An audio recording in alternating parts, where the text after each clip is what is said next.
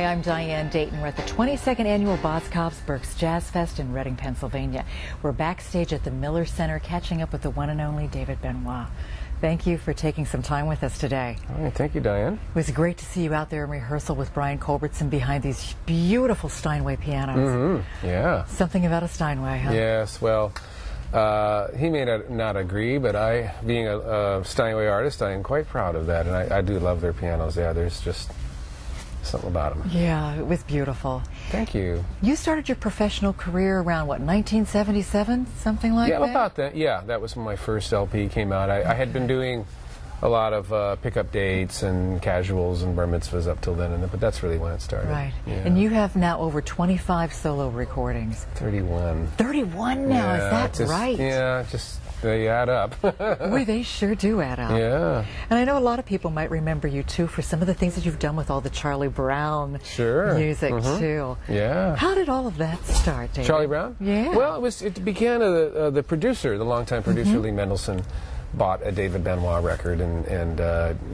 hate to speak of myself in third person. I'm finding myself doing that a lot more these days. But anyway, and he heard the rendition I did of Linus and Lucy and liked it, and then they were looking to, because Vince Guaraldi had passed away, so they were looking for someone to carry on that tradition of jazz piano, so he thought I was a good person to maybe consider, so he called me, and called my agent rather, and then I scored an episode of the This Is America, Charlie Brown, and they really liked what I did, and then finally, thanks to Lee, he's been a great friend, he drove me up the coast of California to meet the man himself, Charles Schultz, and had lunch with him, and we talked, and we got very close, and right up until he died. So that I think I did about 10 or 15 episodes. I scored the music too. Oh yeah, beautiful stuff. Really good stuff.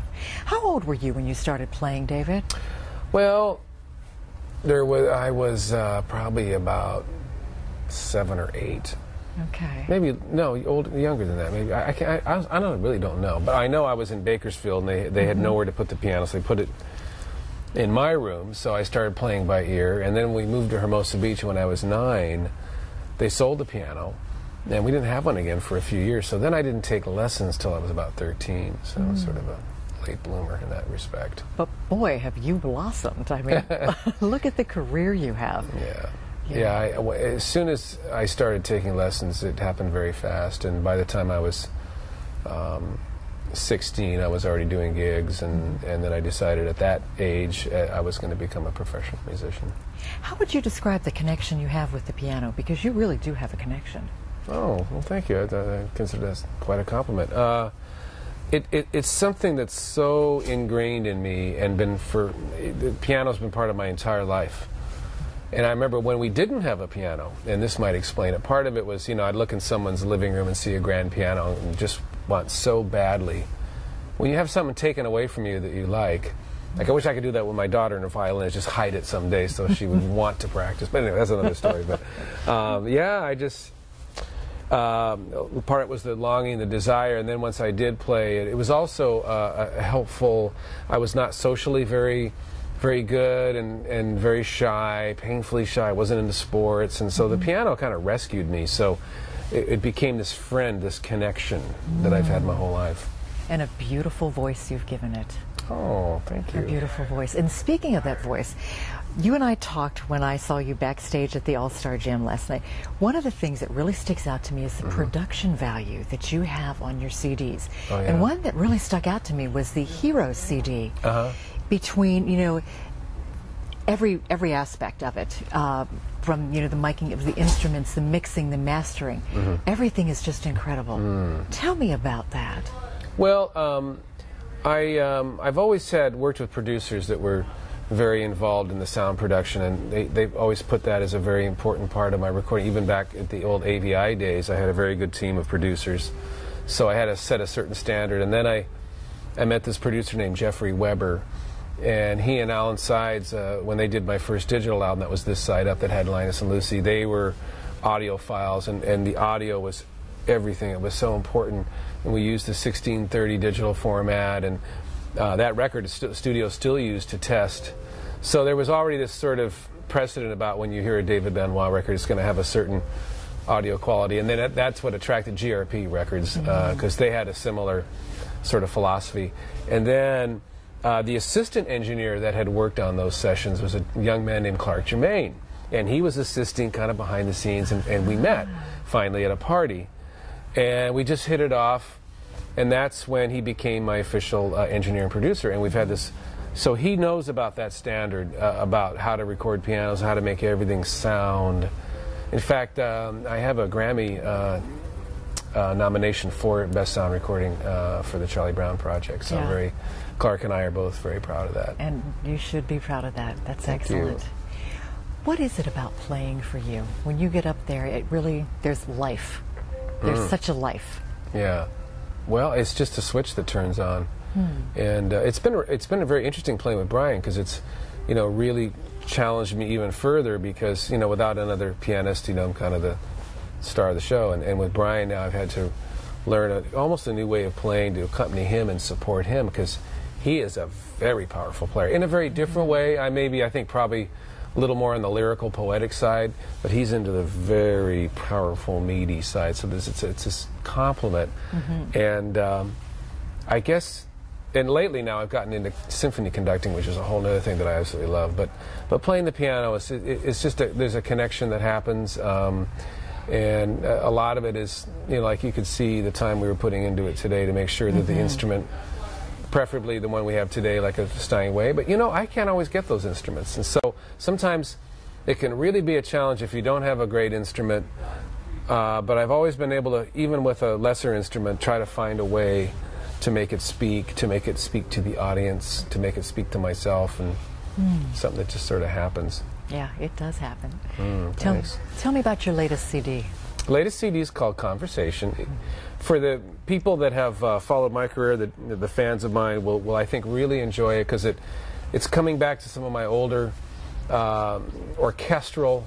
There's some of that on this record, which I haven't visited in a while. So I came back to it.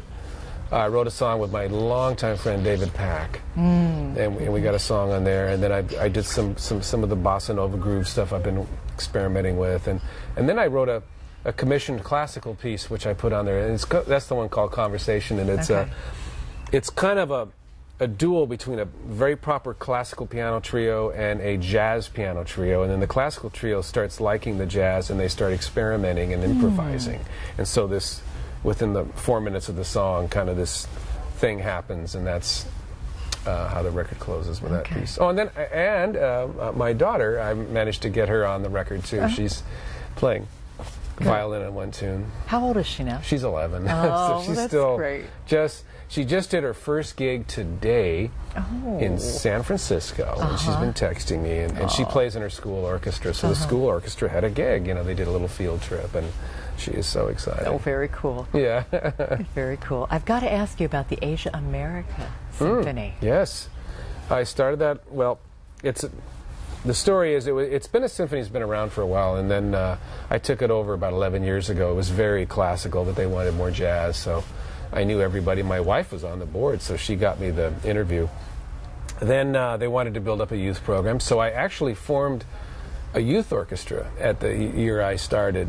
It's called the Asia America Youth Orchestra, and we've had kids that have gone on to Juilliard and Curtis and had professional careers in music. And one thing that we do that's a little unusual because of my background is that we don't segregate the orchestra. You have your jazz ensemble, then you have your classical. We put it all together. So I get the classical kids playing jazz, and I get the jazz kids learning how to sight read and play classical. Wow. So it's been a real, and my daughter is in the orchestra, as you might imagine. Yes. So it's been a real labor of love for me. Yeah, well, that's what it's about. One final question. Sure. What's really important to you? And take that any way you want. Oh, it sounds trite, but it's true. I think family's become very, very important, especially as I've got older. I've lost both my parents. I only have one aunt and uncle that are still living, and they're in good shape. And I dream about them even because I have a bit of a sadness that the elders are all gone and only they're left. So that's made me feel that my family's even more important. It's a very small family. I have two brothers. Only one of them lives locally. I don't have a large family, and it's just my daughter and my wife. But and the water turtle and the cat. Of course. But even the turtle and the cat, it's all our little family, and that's become everything. You know, my daughter especially, I'm so intensely proud of her right now, and because we've worked so hard with her on the violin, and so that is absolutely goes number one. Yeah, and maybe more projects with her to come. Oh yes, yeah, for sure. Yeah, I hope to maybe someday I'll produce a record for her. There you go. We're putting that out. We're putting that out. Okay, let's put it out there. Yeah. Thank you for taking time today. It was really a pleasure to talk to you. Oh, my pleasure, Diane. Yeah. Absolutely. Yeah. Thanks for having me. We're coming to you from the 22nd Annual Boscov's Berks Jazz Fest in Reading, Pennsylvania.